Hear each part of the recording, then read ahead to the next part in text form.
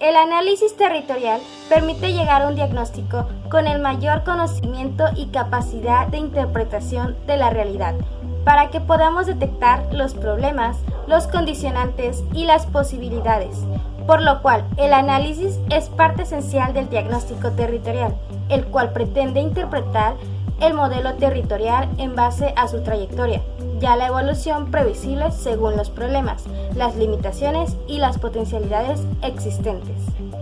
Siempre ha existido, por diversas razones, la necesidad de comprender los caracteres y los contrastes de la superficie terrestre, lo que pronto obligó a dividirla con diferentes criterios. En la actualidad, seguimos buscando unidades idóneas para el análisis territorial, la planificación y la ordenación del territorio, empleando criterios científicos que nos permitan trabajar más y mejor en los sistemas territoriales, en la comprensión de los modelos territoriales, interviniendo en su diagnóstico, en la planificación y gestión territorial. Siendo de esta forma el análisis territorial el resultado de la interacción del hombre con el medio físico. Es el espacio donde se establecen las relaciones causales y de intercambio entre los diferentes subsistemas, lo cual requiere el análisis de las múltiples y diversas relaciones que se establecen entre ellos.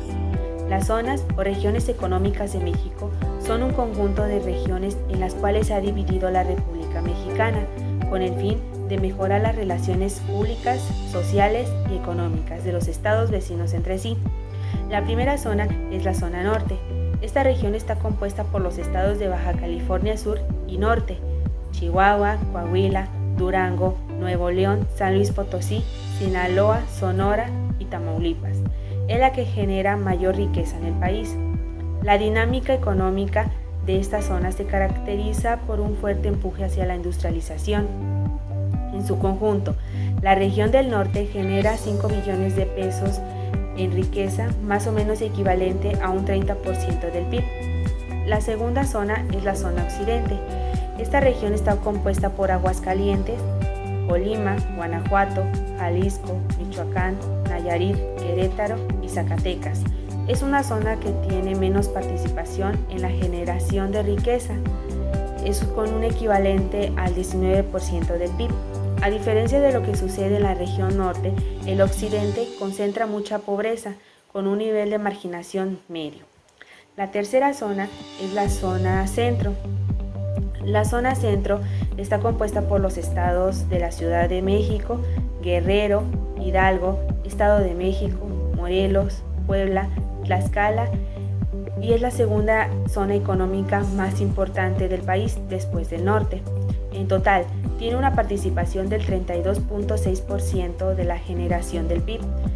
Por sí sola, la Ciudad de México produce el 16% del PIB, más o menos equivale a 2.3 millones de pesos. La última zona es la zona sur. Esta región está compuesta por los estados de Campeche, Chiapas, Oaxaca, Quintana Roo, Tabasco y Veracruz. Es de todas las regiones económicas de México la menos desarrollada del país. En esta región económica existe un fuerte rezago industrial y tiene un alto nivel de marginación. En términos económicos, esta zona solo aporta el 17% del PIB nacional y participa en el 6.6% de las exportaciones que realiza México. Desarrollo y desigualdad territorial.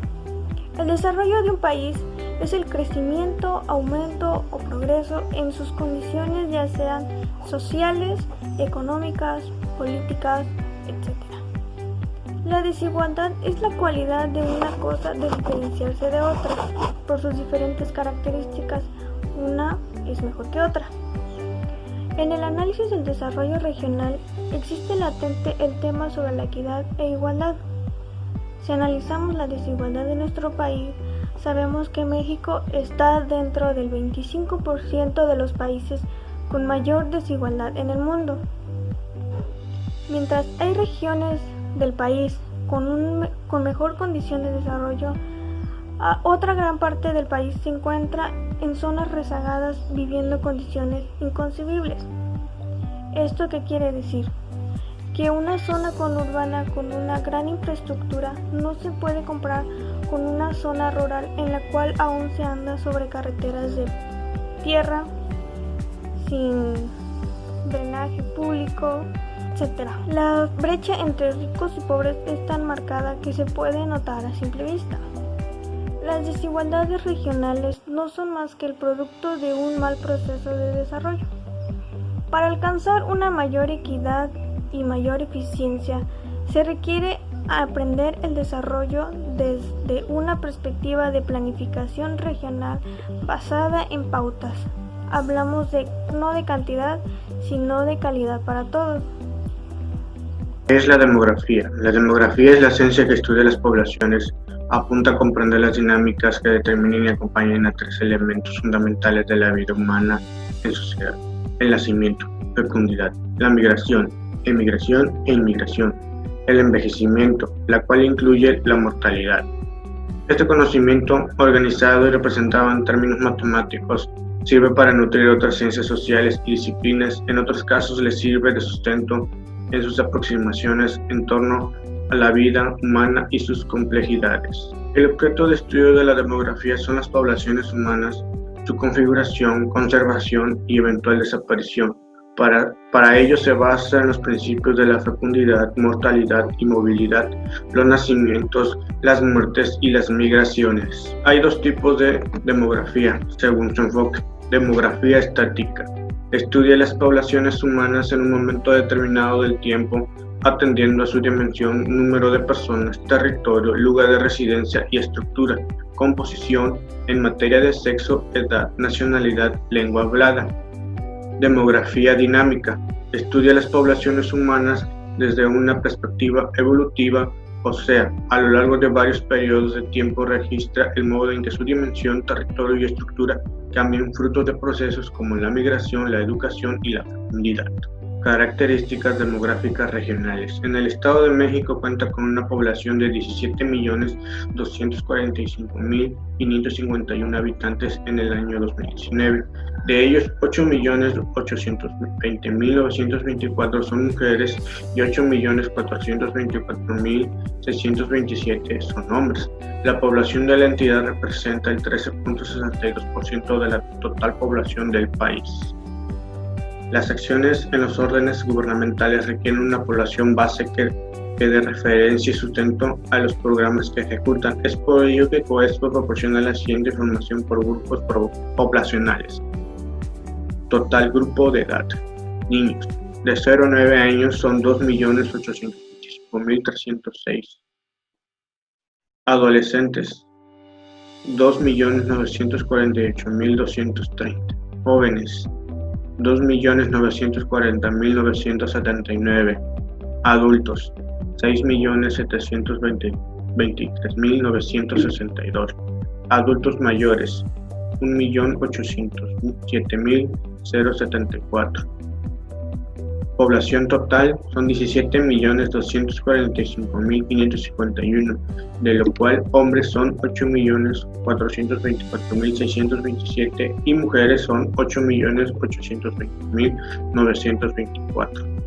En términos porcentuales, cada grupo absorbe el siguiente orden en la población total: niños 16.38%, adolescentes 17.10%, jóvenes 17.05%, adultos 36.99%, adultos mayores 10.48%. Entre los indicadores demográficos más relevantes para la entidad están: la edad mediana de la población se sitúa en los 29 años, esperanza de vida al nacimiento total es de 75.36 años, para las mujeres es de 77.68 y los hombres de 73 años. El índice de envejecimiento se sitúa en 27.53, la razón de dependencia total es de 46.5, tasa específica de fecundidad de adolescentes de 63.05 por cada 100 mujeres de 15 a 19 años. Tasa global de fecundidad se calcula en 1.91. Diversidad cultural y conflicto social. Se refiere al grado de diversidad y variación cultural tanto a nivel mundial como en ciertas áreas en las que existe interacción de diferentes culturas coexistentes. Muchos estados y organizaciones consideran que la diversidad de las culturas es parte del patrimonio común de la humanidad y tienen políticas o actitudes favorables a ellas. Las acciones en favor de diversidad cultural usualmente comprenden la preservación y promoción de culturas existentes. La diversidad cultural. La diversidad de culturas refleja la multiplicidad e interacción de las culturas que coexisten en el mundo y que por ende forman parte del patrimonio común de la humanidad. Según la UNESCO, la diversidad cultural es para el género humano tan necesaria como la diversidad biológica para los organismos vivos. La diversidad cultural se manifiesta por la diversidad del lenguaje, de las creencias religiosas, de las prácticas de manejo de la tierra, en el arte, en la música, en la estructura social, en la selección de los cultivos, la dieta y en todo número concebible de otros atributos de la sociedad humana. La defensa cultural. La defensa de la diversidad cultural se basa en el sano equilibrio que debe de lograrse con la ayuda de los diferentes grupos culturales que existen en el mundo, pero sin afectar a terceros o exceptuar alguna cultura. La excepción cultural pone de relieve la especificidad de los productos y servicios culturales, incluido el reconocimiento especial por parte de la Unión Europea en su Declaración sobre la Diversidad Cultural. Conflicto social. Para Lewis, es una lucha para los valores y por el estatus, el poder y los recursos escasos, en el curso de los cuales oponentes desean neutralizar, dañar o eliminar a sus rivales. Conflicto social. El término conflicto social se refiere a una forma de conflictos generalizados entre grupos sociales relevantes que constituyen una sociedad. Un conflicto entre grupos pasa a ser un conflicto social cuando trasciende lo individual o grupal y afecta a una propiedad estructural de la sociedad o en su funcionamiento. Teorías de conflicto social. Las teorías de todo conflicto social buscan explicar cómo la sociedad necesita tanto leyes y estabilidad como desacuerdo y a fin de lograr integración social, lo que puede conseguirse ya sea con consenso o con una coacción. La teoría de los conflictos sostiene que estos no son ni buenos ni malos en sí, sino que en sus efectos o consecuencias de los que determinan que un conflicto sea bueno o sea malo. La diversidad cultural de la familia puede generarse, por ejemplo, que los hijos hablen la lengua de ambos padres, que conozcan la gastronomía de ambas culturas, así como las fiestas patronales importantes. ¿Qué son los conflictos sociales? Un conflicto social es un término complejo en el cual sectores de la sociedad, el Estado o las empresas perciben que son posiciones, interés, objetivos, valores, creencias o necesidades son contradictorios, creándose una situación que podría derivar la violencia. La migración es un fenómeno demográfico que se ha registrado en todos los periodos históricos de formas y grados muy diversos. Podemos definirla como el desplazamiento de una población de su lugar de residencia habitual a otro destino. Hay diferentes tipos de migración. Según el tiempo que dure el desplazamiento, puede ser una migración temporal o una migración permanente. Según la naturaleza del desplazamiento, puede ser de manera voluntaria o de manera forzada, o según el destino del desplazamiento, puede ser una migración interna si se elige un destino dentro del mismo país o una migración externa cuando este es un destino internacional. Las causas de la migración principalmente son dadas por crisis económicas. Si un país enfrenta dificultades económicas donde hay mucha pobreza y marginación, las corrientes migratorias se orientan hacia países en donde haya mayor oportunidad de empleo e ingresos. En el caso de nuestro país, pues la migración se da principalmente a los Estados Unidos y Canadá, por la enorme diferencia salarial que existe entre estos países y el nuestro. También al tener una economía y una política deficiente, puesto que hay muchas dificultades en nuestra economía para poder generar un crecimiento económico relativamente estable y sostenido. Entonces no se generan empleos formales, lo cual empuja a las personas a una economía informal con un ingreso bajo e inestable. Existen algunas otras situaciones por las cuales la gente migra, entre ellas están las guerras, los conflictos, los desastres naturales y la violencia. Son varios los efectos que causa la migración. Entre los efectos demográficos encontramos el desequilibrio en el volumen por sexo, ya que al tratarse de migraciones motivadas principalmente por cuestiones laborales, los que migran más son los hombres que las mujeres. Por lo tanto, encontramos que hay en los lugares de destino hay una mayor proporción de hombres y en las de origen de mujeres. Con esto tenemos también familias transnacionales, donde son más frecuentes los hogares en que los miembros viven al menos en 2 países distintos. Los efectos económicos que puede tener la migración, uno de ellos y el cual puede ser beneficioso son las remesas que ellos envían a sus familias, con las cuales ellas pueden sostenerse, pueden contar con lo básico como es alimentación, vestido, calzado, pero también pueden mejorar su infraestructura. Muchos de ellos compran, mejoran, amplían o construyen viviendas, cuestión que sin esas remesas pues prácticamente se les haría a ellos imposible. Sin embargo, pues el efecto social que tiene la migración puede ser negativo para el país porque hay una pérdida de la fuerza laboral. La migración de las personas provoca una pérdida de mano de obra al país emisor y ganancias de mano de obra al receptor. Con esto encontramos que pues la migración tiene situaciones positivas pero también negativas. Algo a lo que hemos llegado es la violación de los derechos humanos, lo cual afecta a un gran número de personas migrantes.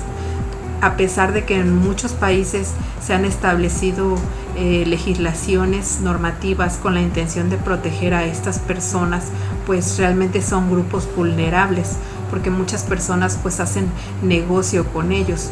Con la necesidad de pasar, por ejemplo, a los Estados Unidos de manera ilegal, pues se ha fortalecido el grupo de coyotes o de agencias de viajes fantasmas, en las cuales pues para ellos ha sido un rentable negocio. Sin embargo, pues están traficando con personas y pues realmente esto puede tener un efecto negativo para el país.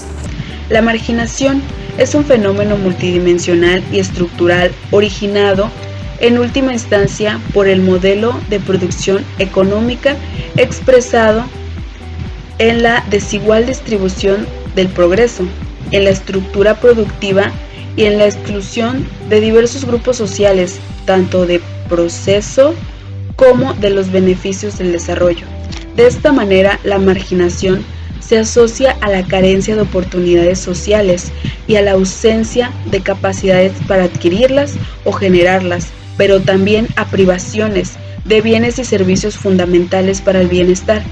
En ocasiones, las comunidades marginadas enfrentan escenarios de elevada vulnerabilidad social, cuya mitigación escapa del control personal o familiar, pues esas situaciones no son resultado de elecciones individuales, sino de un modelo productivo que no brinda a todas las mismas oportunidades. Las desventajas ocasionadas por la marginación son acumulables, configurando escenarios cada vez más desfavorables. La intervención del Estado para combatir la marginación es indispensable, ya que es la instancia que debe regular el modo de producción, fomentar las actividades económicas, procurar el bienestar de la población y de las localidades, así como incorporar el desarrollo a los sectores de población o regiones que por sus condiciones o carencias no participan de los beneficios de la dinámica económica ni de su bienestar. En relación con lo anterior, desde 1990, el CONAPO emprendió esfuerzos sistemáticos para construir indicadores a fin de analizar las desventajas sociales o las carencias de la población e identificaron con precisión los espacios mayormente marginados, diferenciándolos según el nivel o la intensidad de sus carencias. El resultado fue el índice de marginación, es decir, un parámetro estadístico que coadyuva a la identificación de sectores del país que carecen de oportunidades para su desarrollo y la capacidad para encontrarlas o generarlas. Este índice beneficia a las diversas dependencias gubernamentales que a partir de información actualizada tienen la posibilidad de priorizar acciones en las distintas áreas geoestadísticas estatales y municipales, según la intensidad de las privaciones. Se emplearon formas de exclusión que reflejan las carencias en 4 dimensiones que componen el índice de marginación en las áreas geoestadísticas estatales y municipales. Para cada una de dichas formas se construyeron un indicador que mide la intensidad, como porcentaje de la población que carece de educación, de servicios, que percibe bajos ingresos y reside en localidades pequeñas. El mayor porcentaje indica menos oportunidades para acceder a los beneficios del desarrollo. En conclusión, México es un país donde la organización y distribución de recursos afecta principalmente al ciudadano y a los sectores de bajos recursos económicos, favoreciendo en gran medida al sector industrial. Esto provoca que la migración de las personas de dichos sectores tengan que salir a buscar su bienestar, donde la mayoría de los casos llegan a ser denigrados por un sector económico alto y llevado a la exclusión social, ya sea por falta de formación educativa o de capacidades. Esta dualidad económica trae consigo una indiferencia y negligencia por parte de nuestra sociedad. Estas extremas distancias socioeconómicas se asientan en la pérdida de igualitarismo como valor, lo cual dificulta la exigencia de respeto generalizado a los derechos individuales.